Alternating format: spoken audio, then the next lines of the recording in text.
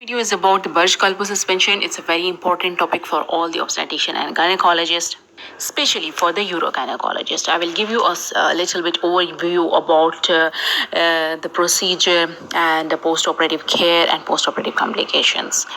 So historically, the Burj-Khalifa suspension was described by Burj in 1961 and has been regarded as an operation of choice in case of the primary stress incontinence.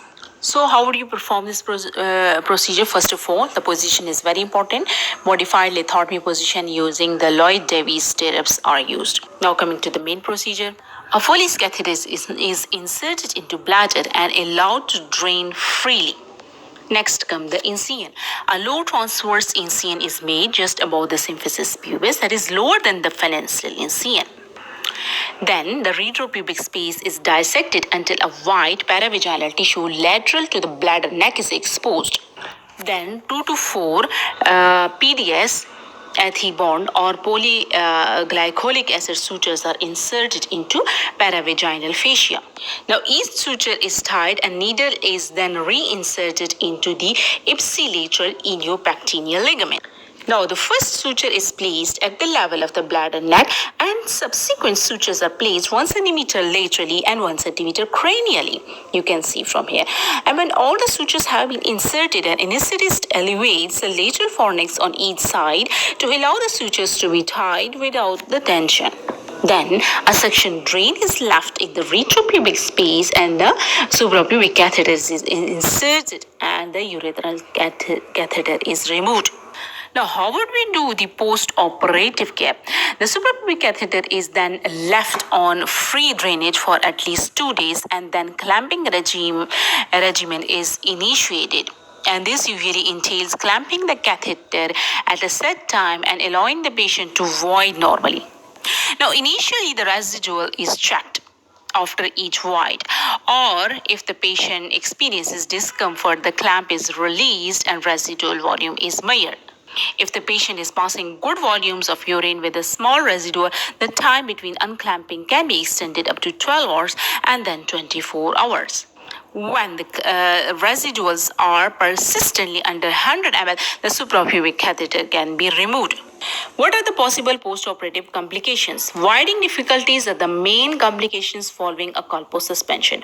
Overall, the incidence of the voiding difficulties lasting over 1 month is reported as 5%, although other series have reported rates as high as 21%. Now, these women are initially managed by allowing them to go home with their suprapubic catheter in situ, leaving on the free drainage. 2 weeks later, they are readmitted and a further trial of clamping is attempted. The majority of the women will be able to void spontaneously. At this stage, about 2% will continue to complain the voiding difficulties. So the main problem is that of the voiding difficulties. And these women are usually taught clean intermittent self-catheterization.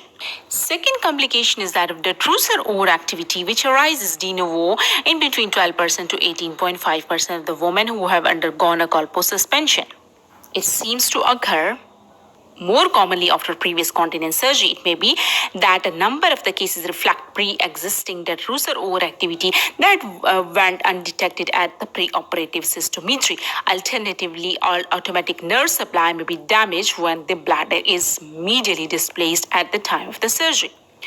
A long-term complication is that of development of prolapse. Anterocele and rectocele formation is thought to occur as a result of elevation of anterior vaginal wall, creating a posterior defect and causing intra-abdominal pressure to be transmitted directly to the posterior vaginal wall. And the incidence is estimated to be about 7 to 17%. It is unclear whether these represents a new defect or merely pre-existing defect becoming symptomatic once the support of the anterior vaginal wall has been rectified. Now, coming to the outcome, historically there have been many prospective case series and cohort studies assessing the efficacy of the colpo suspension, with some studies providing the long-term follow-up data for up to 20 years and cure rate of 80 to 94%.